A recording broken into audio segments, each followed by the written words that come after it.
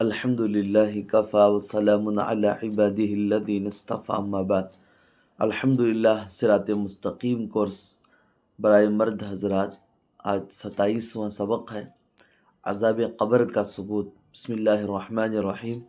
النار یعرضون علیہا غدوا وعشیا ویوم تقوم الساعہ ادخلوا آل فرعون اشد العذاب۔ سورہ مومن کا آیت ہے جس کا ترجمہ ہے وہ آگ ہے جس پر پیش کیے جاتے ہیں صبح اور شام، اور جس دن قائم ہوگی قیامت حکم ہوگا داخل کر دو فرعونیوں کو سخت سے عذاب میں۔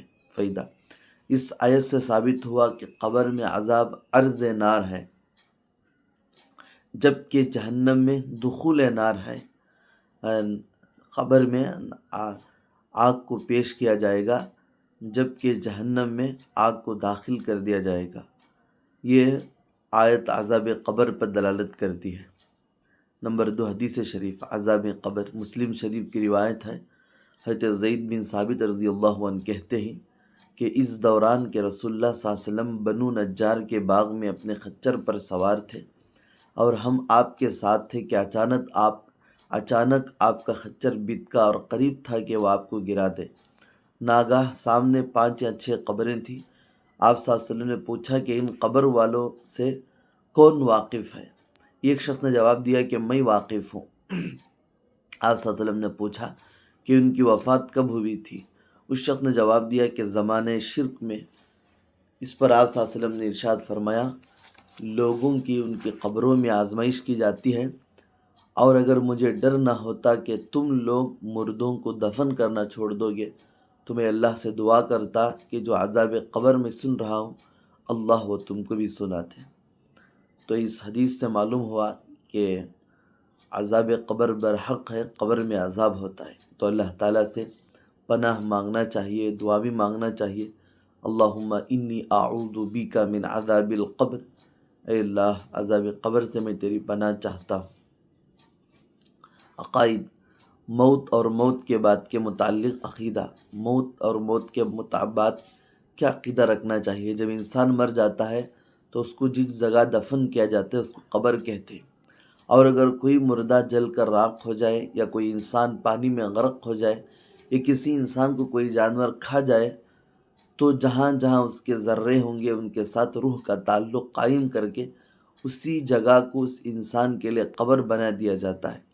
مردے سے قبر میں سوالات کے لیے 2 فرشتے منکر اور نکیر آتے ہیں۔ وہ 3 سوال کرتے ہیں۔ نمبر 1، من ربو کا، تیرا رب کون ہے؟ نمبر 2، من نبیو کا، تیرا نبی کون ہے؟ ما دینو کا، تیرا دین کیا ہے؟ جو انسان 3 سوالات کا درست جواب دیتا ہے اس کو قبر میں سکون اور راحت ملتی ہے، اس کے لیے جنت کی کھڑکی کھول دی جاتی ہے، اس کی قبر کو جنت کا باغ بنا دیا جاتا ہے۔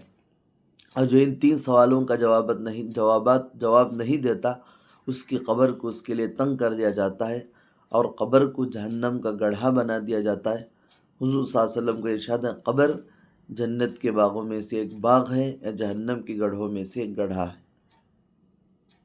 نمبر 4، مسائل۔ نماز جنازہ فرض کفایہ ہے، یعنی بستی میں چند افراد بھی پڑھ لے تو باقی بستی والے لوگ گناہ سے بچ جائیں گے۔ نماز جنازہ کب پڑھنی چاہیے؟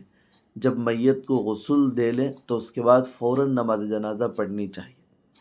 مکروہ اوقات میں نماز جنازہ پڑھنے کا حکم: جب میت کو تیار کرنے میں دیر ہو جائے اور مکروہ وقت شروع ہو جائے تو اس وقت میں نماز جنازہ پڑھنا جائز ہے۔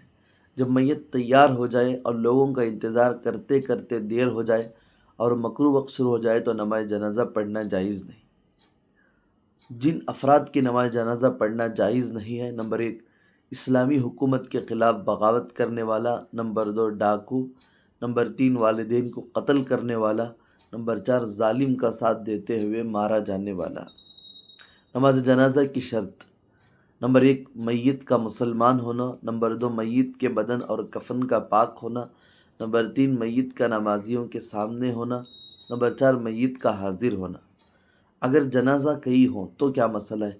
اگر کئی جنازے جمع ہو جائے تو بہتر یہ ہے کہ ہر ایک کا الگ الگ نماز جنازہ پڑھا جائے۔ تمام جنازوں کو امام کے سامنے رکھ کر اکٹھا نماز جنازہ پڑھنا بھی جائز ہے۔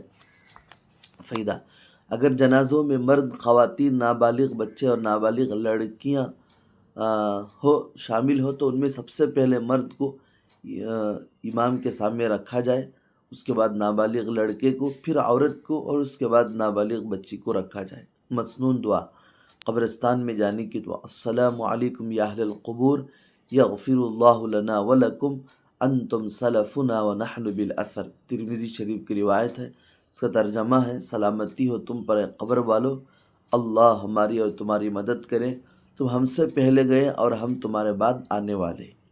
بس اللہ سے دعا ہے کہ اللہ تعالی ہم تمام کو جو کچھ پڑھا گیا ہے سننے کی، سمجھنے کی، عمل کرنے کی، اور اللہ دوسروں کو پہنچانے کی توفیق عطا فرمائے۔ آمین۔ وآخر دعوانا الحمد للہ رب العالمین۔